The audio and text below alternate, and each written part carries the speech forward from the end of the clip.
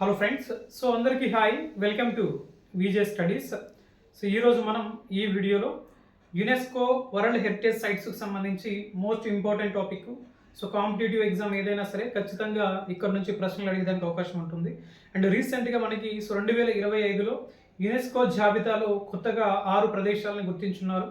మరి ఆ ప్రదేశాలకు సంబంధించిన సమాచారం, మరి అదేవిధంగా యునెస్కోకి సంబంధించి కంప్లీట్ ఇన్ఫర్మేషన్ అంతా కూడా ఈ వీడియోలో అయితే డిస్కస్ చేయడం జరుగుతుంది. అండ్ దాంతోపాటు అక్కడక్కడ మీకు ఇంపార్టెంట్ ఏరియాస్లో ఖచ్చితంగా బెస్ట్ ట్రిక్స్, సో సింపుల్గా మనం ఎలా గుర్తుపెట్టుకోవాలనేది కూడా చెప్తాను. అండ్ వీడియోని అయితే చివరి వరకు చూడండి. సో నచ్చిన వాళ్ళు లైక్ చేయండి, అదేవిధంగా కామెంట్ చేయండి. సో కొత్తగా మన ఛానల్ చూస్తే సబ్స్క్రైబ్ చేసుకోండి. ఆలస్యం చేయకుండా మనం టాపిక్ అయితే స్టార్ట్ చేద్దాం. సో వెరీ ఇంపార్టెంట్ టాపిక్ యునెస్కోకి సంబంధించి. సో ముఖ్యంగా మనం గమనిస్తే so UNESCO, so United Nations Educational, Scientific and Cultural Organization. UNESCO అంటే United Nations Educational, Scientific and Cultural Organization. So దీనిని ఎప్పుడు ఏర్పాటు చేయడం జరిగింది అంటే so 1945. So 1945 November 16. So 1945 November 16న యునెస్కోని ఏర్పాటు చేయడం జరిగింది. మరి యునెస్కో యొక్క ప్రధాన కార్యాలయం ప్రస్తుతం ఎక్కడుంది అనేది మనం చూసినట్లయితే ఫ్రాన్స్. సో ఇదే మనకి ఎక్కడ అంటే ప్యారిస్లో ఉందన్నమాట. సో యునెస్కో యొక్క ప్రధాన కార్యాలయం అనేది ఫ్రాన్స్లో ఉంది. మరి ఇక్కడ ముఖ్యంగా గుర్తుపెట్టుకోవాల్సినటువంటి అంశం, ప్రస్తుతం మనకి యునెస్కోలో మొత్తం ఎన్ని సభ్య దేశాలు ఉన్నాయి అనేది మనం చూస్తే దాదాపుగా 194 దేశాలు ఉన్నాయన్నమాట. ఇందులో మనకి యునెస్కో అనేటటువంటిది ఏ సంవత్సరం నుంచి ఈ యొక్క యునెస్కో హెరిటేజ్ సైట్స్ని ఐడెంటిఫై చేయడం జరుగుతూ ఉంది లేదా లిస్ట్ అవుట్ చేయడం జరుగుతుంది అంటే సో 1975. సో ఇప్పుడు 1975 నుంచి కూడా యునెస్కో ప్రపంచ వారసత్వ ప్రదేశాల జాబితాను ప్రకటించడం స్టార్ట్ చేసింది. అయితే భారతదేశము ఈ యొక్క యునెస్కోకి సంబంధించినటువంటి జోనర్లో సో ఎప్పుడు జాయిన్ అయింది అనేది మనం చూస్తే 1972. సో 1972లో భారతదేశము యునెస్కో వరల్డ్ హెరిటేజ్ సైట్స్ జాబితాలోకి చేరిందనమాట. అయితే ప్రస్తుతం మనకి యునెస్కోకి సంబంధించినటువంటి డైరెక్టర్ జనరల్గా ఎవరు బాధ్యతలు నిర్వహిస్తున్నారు అనేది మనం చూసినట్లయితే వెరీ ఇంపార్టెంట్, ఆడ్రీ. గుర్తుపెట్టుకోండి, ఆడ్రీ అజౌలే. ఎవరు? ఆడ్రీ అజౌలే ప్రస్తుతం మనకి యునెస్కో డైరెక్టర్ జనరల్గా పనిచేస్తున్నారు. మరి ఈమె ఏ దేశానికి సంబంధించిన వాళ్ళు అంటే మొరాకో. గుర్తుపెట్టుకోండి, వెరీ ఇంపార్టెంట్ అనమాట. సో మొరాకో దేశానికి సంబంధించినటువంటి వ్యక్తి. మరి ఇక్కడ ఈమె ఎప్పటి నుంచి ఈ యొక్క యునెస్కోకి సంబంధించిన డిప్యూటీ డైరెక్టర్ జనరల్గా పనిచేస్తున్నారు అనేది మనం చూస్తే 2017 నుంచి కూడా ఈమె యునెస్కో డైరెక్టర్ జనరల్గా కూడా పనిచేస్తూ ఉన్నారు అనేసి గుర్తుపెట్టుకోవాలి. మరి అయితే ఇక్కడ మనకి యునెస్కో అనేటటువంటి దాన్ని ఎప్పుడు ఏర్పాటు చేయడం జరిగింది అంటే 1945 నవంబర్ 16న ఏర్పాటు చేస్తారు. సో దీని యొక్క ప్రధాన కార్యాలయం ఎక్కడుంది? ఫ్రాన్స్, ప్యారిస్లో ఉంది. మరి మొత్తం ప్రస్తుతం ఎన్ని సభ్య దేశాలు ఉన్నాయంటే 194 సభ్య దేశాలు ఉన్నాయి. నెక్స్ట్ దీన్ని ఎప్పటి నుంచి యునెస్కో అనేటువంటిది ఈ యొక్క జాబితాను ప్రకటిస్తుంది అంటే 1975 గుర్తుపెట్టుకోవాలి.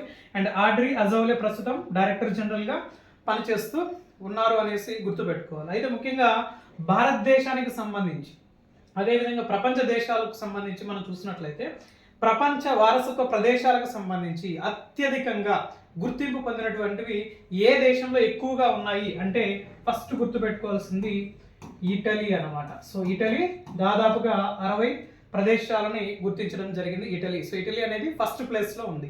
అండ్ దాని తర్వాత సో చైనా సెకండ్ పొజిషన్లో ఉంది. సో దాదాపు 59 చైనాకి సంబంధించి ఉన్నాయి. నెక్స్ట్ దాని తర్వాత సో జర్మనీ థర్డ్ పొజిషన్లో ఉంది. తర్వాత ఫ్రాన్స్. సో ఫ్రాన్స్ వచ్చేసరికి ఎన్నో స్థానంలో ఉంది అంటే 4వ స్థానంలో ఉంది.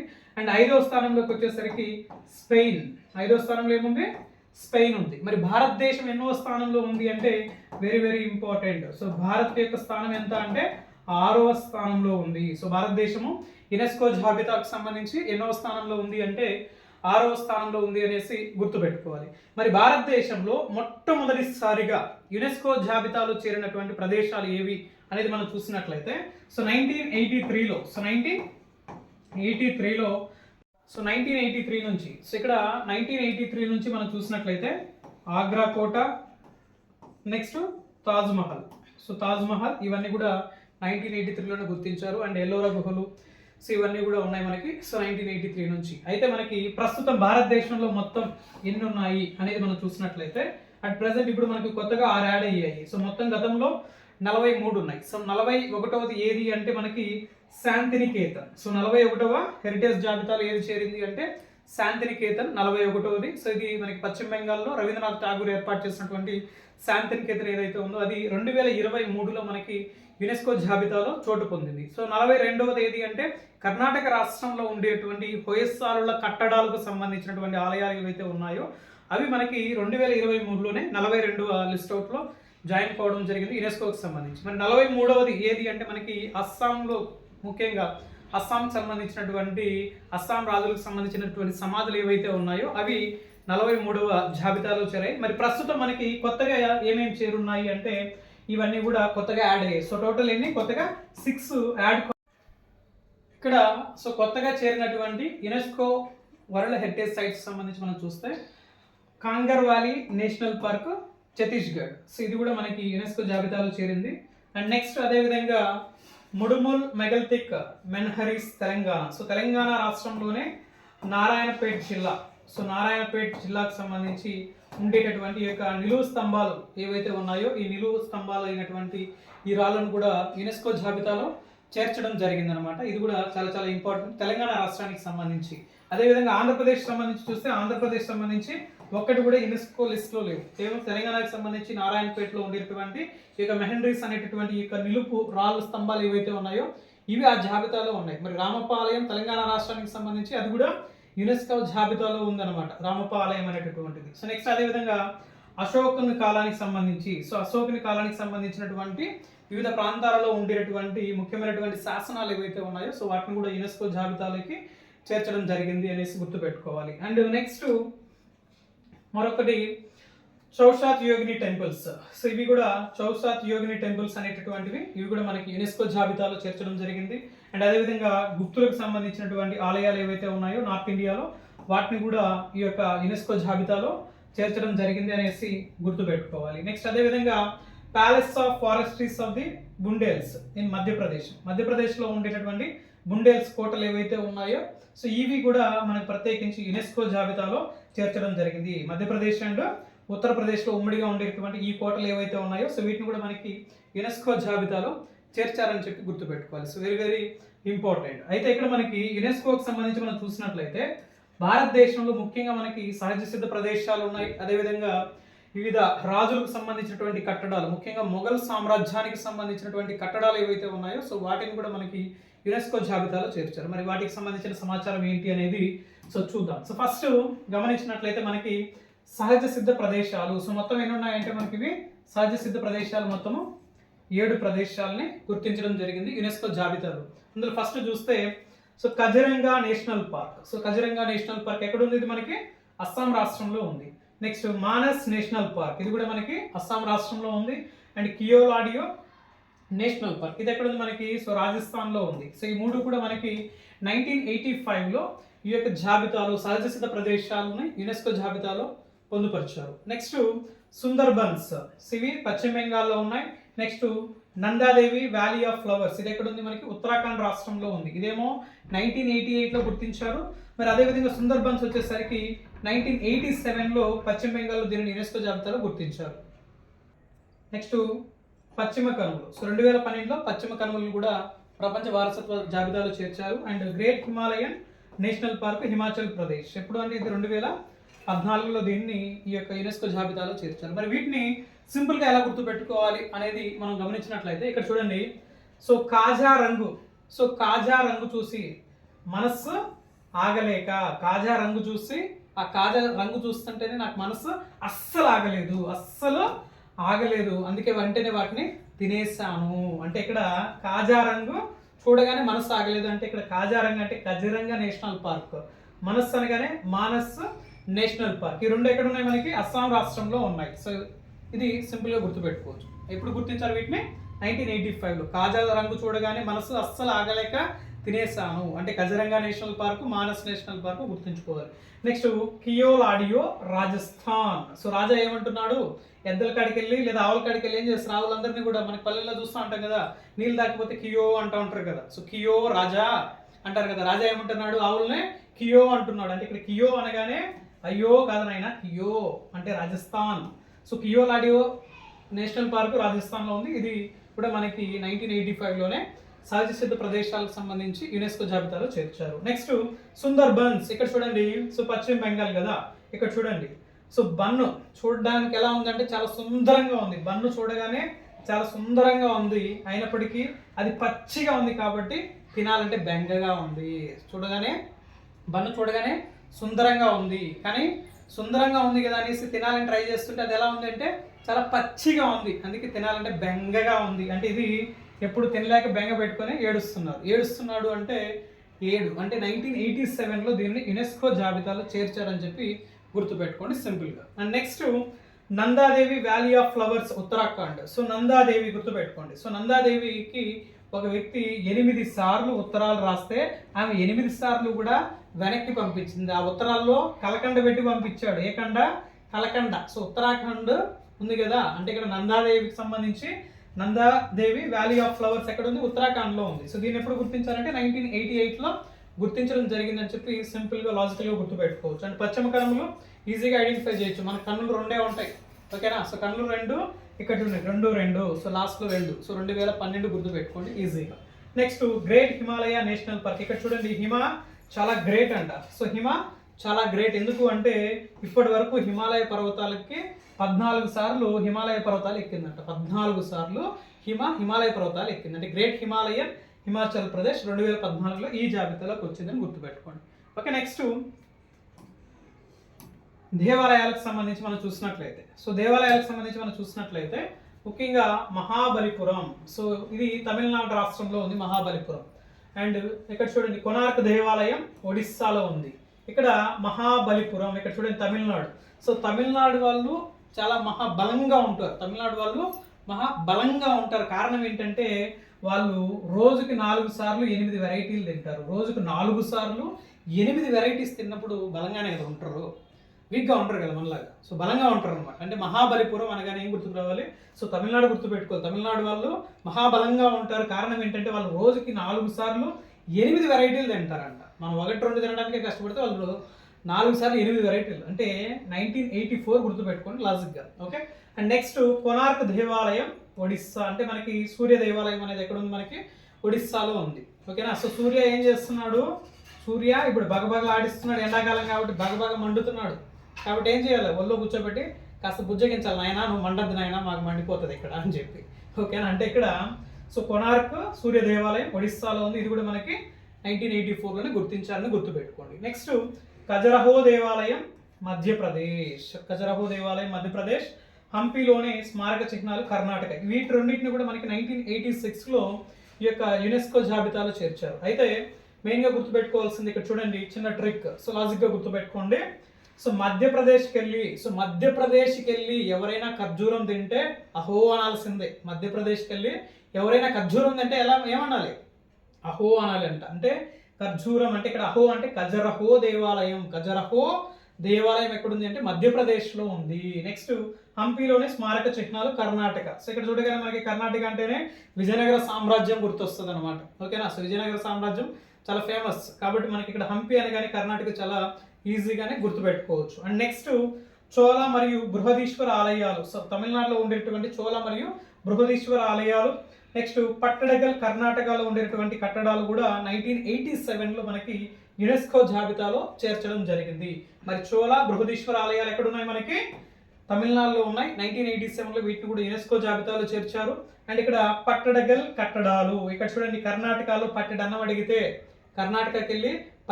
అడిగితే వాళ్ళు ఏం చేస్తున్నారంటే అన్నం పెట్టడం మానేసి కర్ర ఎత్తుకొని వస్తున్నారు కొట్టడానికి. మాకే లేదు మీకేడ పెట్టేది, ఎందుకంటే రాష్ట్రము ఆర్థికంగా దెబ్బతింటుంది అక్కడ కర్ణాటక రాష్ట్రం. అంటే ఇక్కడ కర్ణాటకకి వెళ్ళి పట్టెడు అన్నం పెట్టండి అయ్యా అంటే వాళ్ళు ఏమంటున్నారు? కర్ర తీసుకొని మన మీదకి వస్తున్నారు దాడి చేయడానికి. అంటే ఇక్కడ పట్టడగల్ కట్టడాలు అనగానే సో కర్ణాటక గుర్తుపెట్టుకోండి. 1987లో వీటిని కూడా యునెస్కో జాబితాలో గుర్తించారు. అండ్ నెక్స్ట్ బుద్ధుని శాంతి స్తూపం. సో బుద్ధుని యొక్క శాంతి స్తూపం ఎక్కడుంది? మనకి మధ్యప్రదేశ్లో ఉంది. సో దీన్ని ఎప్పుడు గుర్తించారు అంటే 1989లో యునెస్కో జాబితాలో గుర్తించడం జరిగింది. అయితే ఇక్కడ మనం ఎలా గుర్తుపెట్టుకోవాలి అంటే సో ఈ మధ్య మావాడు చాలా బుద్ధిగా ఉంటున్నాడు.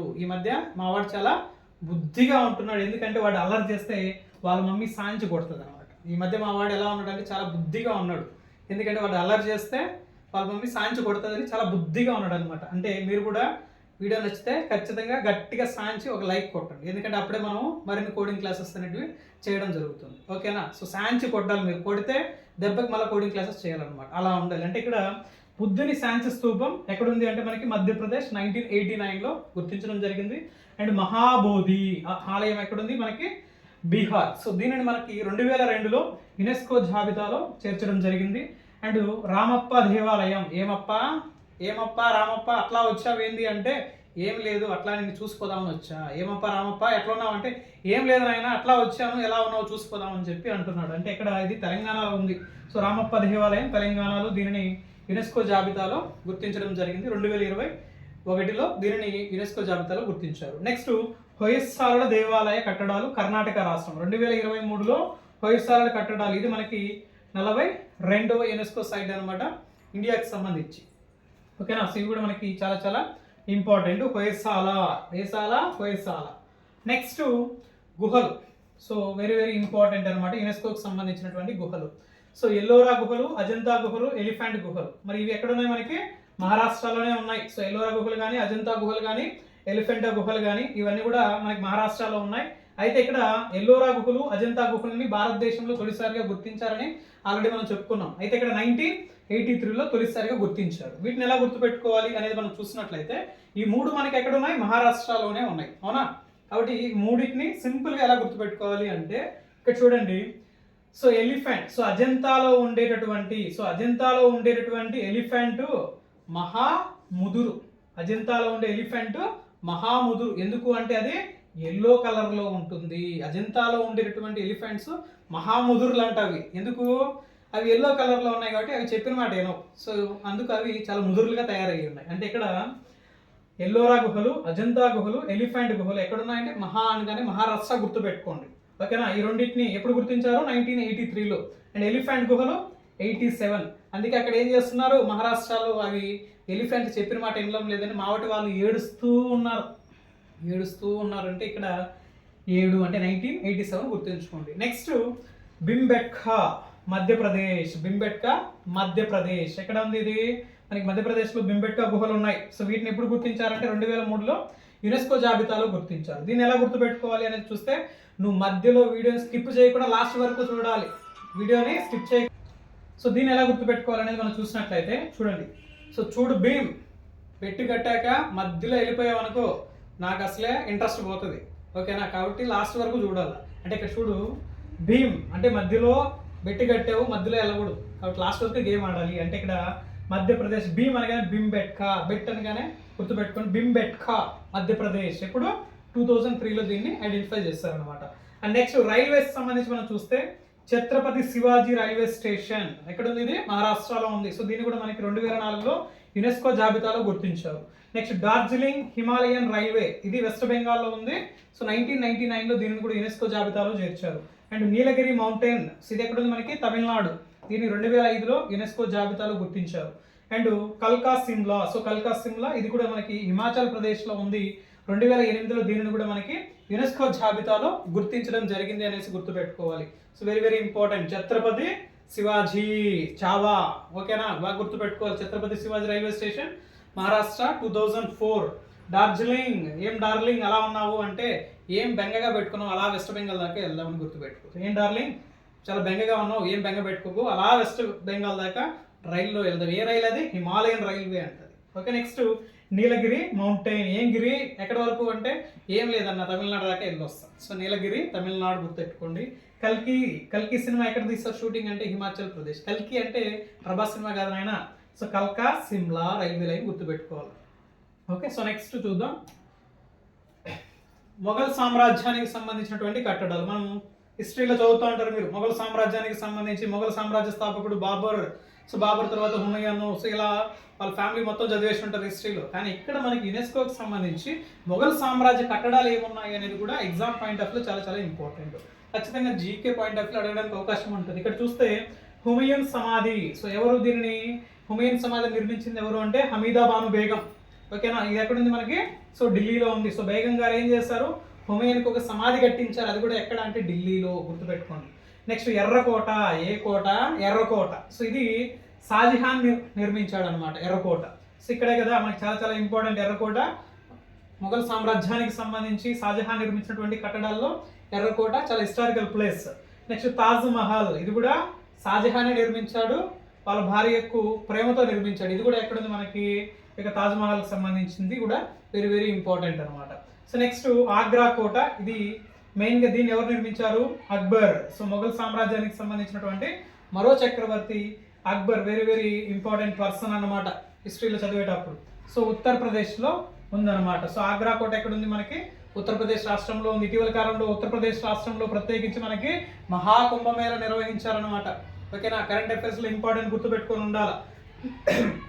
నెక్స్ట్ ఫతేపూర్ సిక్రీ, ఇది కూడా ఎక్కడుంది అంటే ఉత్తరప్రదేశ్లో ఉంది. దీన్ని కూడా ఎవరు నిర్మించారు అంటే అక్బరు నిర్మించడం జరిగింది అనేసి గుర్తుపెట్టుకోవాలి. నెక్స్ట్ ఢిల్లీ సామ్రాజ్య కట్టడం కుతుబ్ మినార్. సో కుతుబ్ మినార్ అనగానే కుతుబుద్దీన్ ఐబక్, ఇది ఎక్కడుంది మనకి, సో ఢిల్లీలో ఉందన్నమాట. నెక్స్ట్ గుప్తుల సామ్రాజ్యంలోని కట్టడం నలంద విశ్వవిద్యాలయం, ఇది ఎక్కడుంది మనకి, బీహార్ రాష్ట్రంలో ఉంది. తక్షశిల, నలంద ఇవన్నీ చాలా ఫేమస్ అయినటువంటి యూనివర్సిటీస్ అనమాట. అయితే ఇక్కడ మనకి నలంద విశ్వవిద్యాలయం బీహార్ రాష్ట్రంలో ఉంది. ఇది కూడా గుప్తుల సామ్రాజ్యంలో దీనిని నిర్మించడం కూడా జరిగింది అనేసి గుర్తుపెట్టుకోవాలి. ఇవి కూడా మనకి మొఘల్ సామ్రాజ్యంలో ఉండేటువంటి కట్టడాలకు సంబంధించి చాలా చాలా ఇంపార్టెంట్. అండ్ నెక్స్ట్ నగరాలకు సంబంధించి మనం చూసినట్లయితే అహ్మదాబాద్ చారిత్రక నగరం. సో అహ్మదాబాద్ చారిత్రక నగరంగా యునెస్కో జాబితాలో 2017లో చోటు పొందింది. ఇది ఎక్కడుంది మనకి, గుజరాత్ రాష్ట్రంలో ఉంది. మరి భారతదేశంలో అతిపెద్ద క్రికెట్ స్టేడియం కూడా ఎక్కడుంది అంటే గుజరాత్ రాష్ట్రంలో ఉంది. అది కూడా ఎక్కడ అంటే అహ్మదాబాద్లోనే ఉంది అనమాట, గుర్తుపెట్టుకోండి. ఓకేనా, వెరీ వెరీ ఇంపార్టెంట్.